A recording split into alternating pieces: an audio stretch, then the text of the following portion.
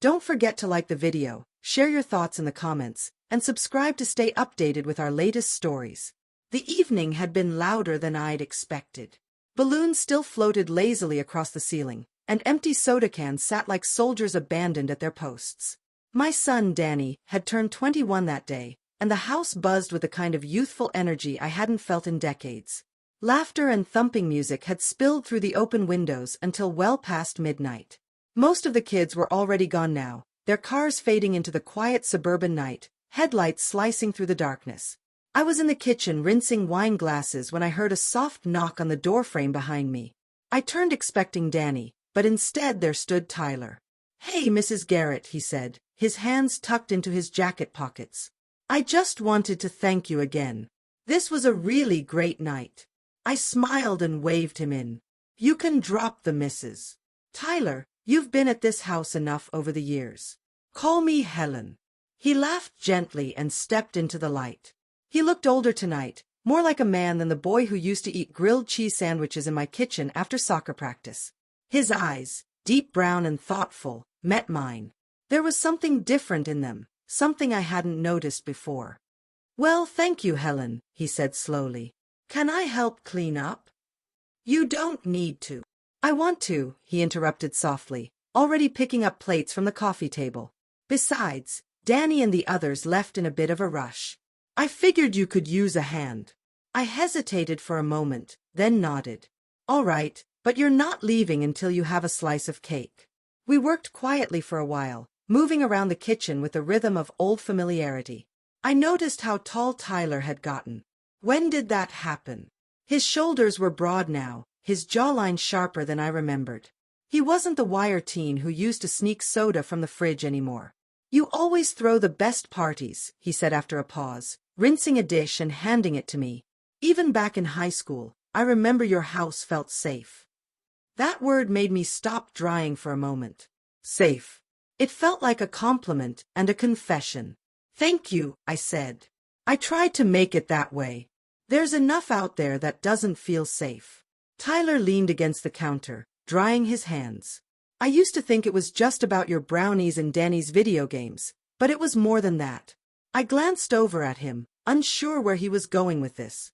"You let us be ourselves," he continued. "You didn't treat us like dumb kids. You listened. You saw us." There was a weight in his words that settled deep in my chest. It was rare to be seen, really seen, especially by someone half your age.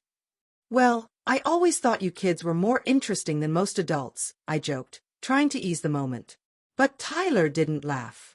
"Can I ask you something?" He said, "Of course. Have you ever wanted to go back not to being young, but to that feeling of being noticed, being appreciated?" That caught me off guard. My breath caught just a little in my throat. I wasn't used to someone asking me that. Not Danny, not my friends, not even my ex-husband in our final years together. "I think everyone wants that," I said. "To matter, especially when the house is quiet and the days feel longer than they used to." He nodded, eyes locked on mine, and for a second the room felt too small, too intimate. "I see you, Helen," he said gently. "Not just as Dawn Mom, but you, and I always have." The air between us thickened, charged with something I hadn't expected. I felt the heat rise to my cheeks, and I turned toward the fridge to collect myself. "Would you like that cake now?" I asked, my voice shaking slightly. He smiled, a slow, understanding smile. "Sure, but only if you join me." We sat at the kitchen table, the soft hum of the refrigerator filling the silence. The cake was sweet, but the moment was sweeter. We talked about books, about movies, about dreams that never quite happened. He told me he'd always admired how I carried myself, strong, but soft, warm, grounded it. It had been so long since someone said those things to me. The clock on the wall ticked past 2 a.m., and yet neither of us moved to end the conversation. The candles on the counter flickered, casting golden light across his face. He looked down at his plate, then up again. "I don't know if this is inappropriate," he said slowly, "but I think you're beautiful." The silence that followed was full. Not awkward, not wrong, just full. "Tyler," I started, but my voice was barely a whisper. "I'm not trying to disrespect you," he said quickly. I just needed to say it. I thought it for years. And tonight, sitting here like this, I couldn't leave without telling you. My fingers grazed the rim of my wine glass, and I felt the tremble in them. I was not expecting this, but I didn't feel afraid. I didn't feel ulted. I felt alive. I don't know what to say, I admitted. You don't have to say anything, he replied. I just wanted you to know. I looked at him, really looked, and saw not just my son's friend, but a young man brave enough to speak his heart with respect and honesty. And in that moment, something shifted inside me. We sat in silence again, but this time it wasn't the silence of strangers. It was the silence of two people realizing that connection doesn't ask permission. It just arrives, unexpected, unannounced, but deeply, undeniably real. He eventually stood to leave, his hand brushing mine as he picked up his jacket. It wasn't planned. It just happened. And yet that brief touch said everything. "Good night, Helen," he said. "Good night, Tyler." And when the door closed behind him, I found myself standing in the kitchen, heart quietly pounding, wondering if tonight had changed more than I was willing to admit. The house was quiet again. But it wasn't the same kind of quiet. It wasn't the loneliness I usually felt after Danny's friends left, or when the dishwasher hummed late into the night while I stared into a glass of wine. No, this silence was full of something warm, electric even. Like the residue of being seen, truly seen. I stood there for a long while, one hand still on the kitchen chair, my mind replaying the way Tyler had looked at me. The way his voice had dipped when he said I was beautiful. Not in the careless way a younger man might flatter someone for fun or out of pity. No, he meant it. Every word. And maybe that's what made it all feel so unsettling and thrilling. I wasn't used to being the center of that kind of attention anymore. In the mirror above the fireplace, I caught my own reflection as I passed through the living room. My hair had fallen out of its clip, soft waves brushing my shoulders. My makeup had faded, but not completely, and my dress, though simple, clung in the right places, hinting at a woman who still had her own quiet strength, her own grace. It had been years since I looked at myself that way. I sat down on the couch, staring at the half-full wine glass I'd left on the side table earlier. My fingers wrapped around the stem, but I didn't drink. I was too lost in thought. Why now? Why tonight? Tyler had always been kind, always respectful. But tonight there was something different in his presence. In the way he lingered after the others had gone, in how he looked at me, not with the eyes of a boy looking for a mother figure, but with the gaze of a man acknowledging a woman. I wasn't foolish. I knew the world might scoff at such a thing. A woman my age, 57 to be exact, entertaining the attention of a 20-some man. But that wasn't what it felt like. It hadn't been flirtation for sport. It was deeper than that. There had been reverence in the way he spoke, admiration, and maybe a quiet yearning. The next morning came with sunlight streaming through the kitchen window. The balloons had deflated overnight, drooping like sleepy guests who had overstayed their welcome. I went through the motions of tidying up the last bits of the party, tossing paper plates, loading the dishwasher, folding the blankets Danny's friends had used on the back deck. I tried not to look at my phone, but I did twice. Then again, no message. By noon, I was settled into my usual weekend routine. Light gardening, a pot of chamomile on the stove, classical music humming in the background, but my thoughts wandered again and again to Tyra's words, to the way his hand brushed mine at the door, to how gently he'd said my name. Later that afternoon, Danny came downstairs groggy and rubbing his eyes. "Morning, Mom," he said, his voice. "It's nearly 3 o'clock, I teased. "Still morning for me," he muttered, grabbing a leftover piece of cake from the fridge. "Crazy night, huh?" "Seemed like everyone had a good time," I said carefully, watching him. "Yeah," he said through a mouthful. "Tyler stayed pretty late, huh?" I tried not to flinch. He did. Helped me clean up. We talked a bit. Danny nodded unfazed. "Yeah, he's good like that. Always been the decent one." He wandered off toward the TV, leaving me with that lingering warmth again. Decent, yes, but there had been something more last night. Something unspoken but powerful. That evening, just as I was about to settle into a bath, my phone buzzed on the counter. "Tyler, I hope I didn't cross a line last night. I meant everything I said, but if I made you uncomfortable, I'm really sorry." I stared at the screen for a long moment, thumb hovering above the keyboard. Me, you didn't cross a line. You surprised me. But not in a bad way. I've just forgotten what it feels like to be seen like that. Thank you. A minute passed, then another. Tyler, would it be okay if I stopped by tomorrow? Just to talk. I promise it's not weird. My heart fluttered in my chest. I should have said no. I should have kept the boundary clear, but I didn't want to. Me. Tomorrow's fine. Afternoon is quiet here. The next day, he showed up just after 1 o'clock. No party, no crowd, just him. He brought coffee. Black for him, hazelnut for me. He remembered. We sat on the back porch, the breeze gently swaying, the wind chimes. He didn't speak right away, just looked out at the garden, then at me. I meant what I said the other night. It began. I've never met someone like you. Someone who listens the way you do. Someone who makes a person feel worth something. I wanted to speak, but the lump in my throat made it hard. I don't expect anything from you, he added quickly. This isn't about some teenage fantasy or trying to stir up trouble. I just wanted to say what's been in my heart for a long time. His voice was steady, his gaze unwavering, and for the first time in years, I let myself feel it. Not shame, not guilt, but the slow unraveling of something locked up long ago. A door in my chest creaked open, letting in the light.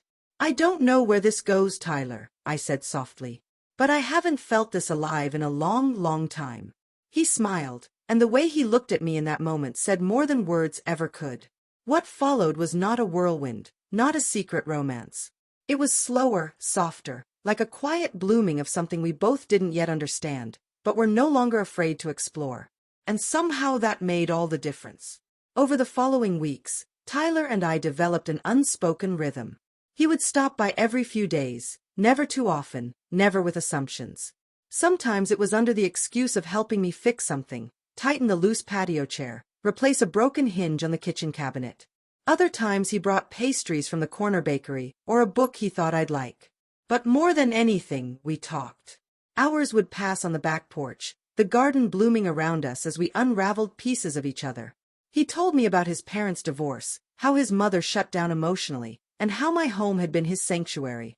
He remembered the time I made him a cup of cocoa after a rough soccer game, and how that one act of kindness stayed with him all these years. I told him about the dreams I'd given up, the years I spent making everything perfect for everyone else, about the nights I lay awake in bed, wondering if this quiet, echoing house was all that was left for me. One evening, as the sun dipped low and the breeze rustled the trees, he reached for my hand. It wasn't bold, it was careful, like asking permission without saying a word. I didn't pull away. His fingers were warm against mine, his thumb brushing gently over my knuckles. That touch said more than any of the conversations we'd had so far. It said, I'm here. I see you and I care. I know this might seem crazy, he said quietly. And I don't want to make your life complicated, but you're someone I've always looked up to, and now I see you in a different light. I felt my chest tighten, not in fear, but in recognition. It had been so long since someone had spoken to me with such reverence. No expectations, no games. Tyler, I whispered, this isn't easy for me. People would talk. Some already might be. I don't care what they say, he said, his voice unwavering. This isn't about them. It's about you and me. The truth was, I didn't care as much as I thought I would either. That night, he stayed a little longer than usual. We sat on the couch with our coffee, legs curled under us, the TV flickering in the background, but ignored. At one point I laughed at something, he said. Really laughed, and he leaned closer, resting his hand on my knee. Our eyes met, and the space between us changed. It wasn't about lust. It wasn't a moment of weakness. It was something deeper, like the quiet understanding between two people who had both spent too long feeling alone in the world. I reached out, my fingers brushing the side of his face, and he leaned into the touch. And when he kissed me, slow, hesitant, respectful, I felt a part of me come alive that I'd forgotten was even there. We didn't rush. There was no need. The intimacy wasn't in the urgency. It was in the gentleness, in the way he looked at me like I mattered, like I was more than just someone's mother, more than someone's ex-wife, more than the sum of what time had done to me. Afterward, we sat in silence, the room wrapped in dim lamplight and soft shadows. He ran his fingers over the back of my hand, his other arm around my shoulders, holding me like something precious. "You're not a passing thought to me, Helen," he said. "You never were." I closed my eyes, letting the words settle deep in my chest. The days after weren't easy. I wrestled with doubt, fear, the possible judgment from friends, or even my own son. I didn't tell anyone. Not yet. I wasn't ready. But when Tyler showed up with flowers from the local market or texted me in the morning with a simple "thinking of you," it reminded me that this was real. That even in the uncertainty, what we had wasn't a mistake. One Saturday, as we strolled through the farmer's market, hand in hand, still discreet, still careful, I noticed the glances. A few raised eyebrows, a whispered comment or two. But Tyler didn't flinch. He just squeezed my hand tighter and smiled. "You okay?" he asked. "Yes," I said, a bit surprised to realize it was true. "I think I really am." Later, as we sat on a park bench sharing a slice of cherry pie, he turned to me, eyes thoughtful. "I know this isn't conventional," he said, "but I've never felt something this honest before, and I don't want to walk away from it just because it doesn't look like what people expect." I looked at him, this young man who had seen through my years, through my self-doubt, and found something worth holding on to, and I smiled. "I don't want to walk away either," I said. Because the truth was, I didn't know where this path would lead. I didn't know if we could weather the world's opinions or the complexities of blending our very different lives. But for the first time in a long, long time, I was walking that path with someone who saw me, heard me, and held space for all of me. And that was enough to keep going. The weeks passed in a quiet rhythm, and yet everything inside me felt transformed.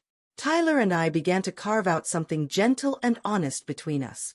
It didn't have a name, not yet. But it didn't need one. It lived in the small moments.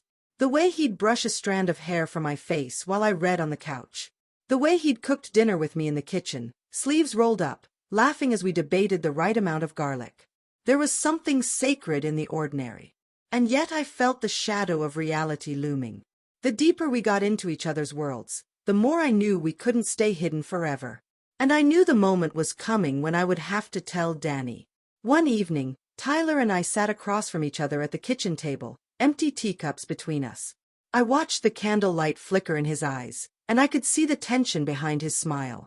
"I've been thinking," he said gently, "about Danny." My heart skipped. He continued, "He's my friend. Always has been. But if this whatever this is going to go anywhere, he deserves to know." I looked down at my hands, folding and unfolding the napkin in my lap. "I know," I said quietly. I don't want to lose him." Tyler reached across the table, his hand closing around mine. "You won't. He loves you. He respects you, and I'll take whatever blame he wants to throw my way. I just don't want us to pretend like we're doing something wrong when we both know we're not." There it was, his quiet bravery again. That mix of sensitivity and strength that had drawn me in from the beginning. The next day, I invited Danny over for dinner. Just him and me. I needed this space. I needed to look into his eyes without Tyler there, without the pressure of both of them in the same room. He arrived a little after 6, bringing a bottle of wine and his usual crooked grin. "Something smells good," he said, hanging his jacket. "Your favorite," I said. "Roast chicken and rosemary potatoes." As we ate, I searched for the right moment. But there never is a perfect moment to tell your son that you've developed feelings for his best friend. So instead, I spoke with the same honesty Tyler had offered me. "Danny," I said, setting down my fork. "I need to talk to you about something important, and I need you to try to listen all the way through before you react." He looked up, concerned. "Mom, what's going on?" "It's about Tyler," his brow furrowed. "Is he okay?" "Yes, he's okay. We're okay. But something's changed between us. Tiger and I have grown close, very close." His face went pale. He stared at me silent. I pressed on, heart pounding. I didn't plan for it. Neither did he. But over the last few months, we've talked more, connected in ways I didn't think I ever would again. And somewhere in all of that, feelings developed. Danny leaned back in his chair, arms crossed, lips pressed tight. "I know this is hard to hear," I said. I know it's not what anyone expects, but it's been honest, respectful, and we haven't taken a single step forward without thinking about how it would affect you." He was quiet for a long time. Then, in a voice barely above a whisper, he asked, "How long?" "Since the night of your birthday," I said. "That's when we first really saw each other." He ran a hand over his face. "Jesus, I didn't betray you, Danny. I would never. And neither did he." "I didn't think you did," he said, finally looking up. It's a lot." "I know," I said softly. He stood and walked to the sink, staring out the window like he was trying to make sense of the world. Then he turned. "I always knew you were lonely," he said, "even when you tried to hide it. And I've seen the way Tyler looks at you lately." I thought maybe I was imagining it, but he shook his head. "I don't love the idea," he said slowly. "It's weird. You're my mom. He's my friend. But you deserve happiness. And he's not a bad guy. He's a good guy." I felt tears rise in my eyes. "You're okay." "No," he said, "but I will be." He walked over, wrapped his arms around me, and whispered, "Just don't hurt each other." I hugged him tightly. "We won't." Later that night, Tyler arrived, expecting the worst. I met him on the porch, a slow smile on my face. "You told him?" he asked. I did. His eyes searched mine. And he said he didn't love the idea, but he understands. Tyler exhaled, and in that breath, I saw relief, gratitude, and something deeper. That night, as we curled up on the couch, the world felt a little less complicated, a little more honest. We weren't hiding anymore. And in that honesty, something new began to bloom, something more rooted, stronger. We had made it through the hardest part. Now, all that remained was the future and how we would shape it together. Summer deepened, and with it so did our connection. Tyler no longer knocked when he came by. He let himself in, always pausing to call out my name so I wouldn't be startled. His presence in the house became something I didn't question. It just was like sunlight through the kitchen window or the gentle creak of floorboards when I walked barefoot at night. We settled into a kind of closeness that wasn't born of infatuation or impulse. It was something steadier.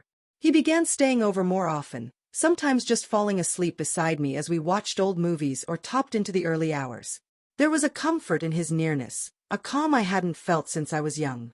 And yet, despite how right it felt between us, I often found myself staring at the ceiling in the dark, wondering what came next. I wasn't naive. I knew there were differences between us that couldn't be ignored forever. Age, life stages, expectations. I'd lived a whole life already, and his was just starting to take shape. One Saturday morning, we sat together on the back porch, coffee in hand, legs touching beneath the table. The garden buzzed with bees, and the air smelled like lavender and damp earth. "I got an offer," he said quietly. I turned to him. "An offer?" "A job in Seattle, design firm. They want me to start in September." My heart clenched, but I kept my face calm. That's incredible." He nodded, though his expression was conflicted. "It's everything I've worked for." But I reached for his hand. "But it's far." "Yeah," he said. "It's far." I looked at him then, not as a younger man in love, but as someone standing at a crossroads. I'd been at that same kind of crossroads myself once, long ago, before marriage and motherhood, before I started putting everyone else's dreams before my own. "You should go," I said softly. He turned sharply toward me. "What?" "You should go," I repeated. "You've worked too hard not to take that chance." He was quiet, studying me. "And what about us?" I exhaled slowly. "I don't know. I wish I had an easy answer, but I do know I don't want to be the reason you stay behind. Not now." A silence settled between us, filled only by the rustling leaves and the distant sound of a lawn mower down the block. Finally, he said, "I don't want to lose you." "You're not," I said. "And I'm not walking away either. But we have to let life shape this. Shape us. If we try to force it, we might break something beautiful." He looked down at our intertwined fingers, then back up into my eyes. "Could I come back?" he asked. "You'll always have a place here," I said. "If life brings you back this way, I'll be here." We held each other for a long time, neither wanting to let go just yet. The next few weeks were a blur of preparations, packing, goodbye dinners, quiet nights wrapped in each other's arms. There were no grand declarations, no dramatic tears, just two people holding something rare and real in their hands, and choosing to respect it, even when the timing wasn't perfect. The morning he left, he kissed me slow like he was memorizing the shape of me. And I stood on the porch as he pulled out of the driveway, one hand raised in a wave, the other gripping the steering wheel like he didn't want to let go. The house was still after that. Not empty, just still. I went back to my routines. Book club on Thursdays, gardening, the occasional dinner with Danny, who had warmed to the idea of Tyler more than I ever expected. He even teased me about it now and then, calling Tyler Seattle, like a nickname that carried more fondness than sarcasm. And then, months later, on a golden autumn afternoon, I opened the mailbox and found a letter. Not an email, not a text, a letter. Inside, on thick cream-colored paper in Tyler's unmistakable handwriting, it said, "I miss you. I'm growing. I'm learning. I'm doing everything I set out to do. But there's a part of me that's still in that kitchen, watching you laugh over coffee and wondering if maybe someday you'll let me come back home." I smiled through quiet tears, holding the letter to my chest, because I knew some love stories aren't loud or perfect or easy. But the ones that matter, they wait and they always find their way.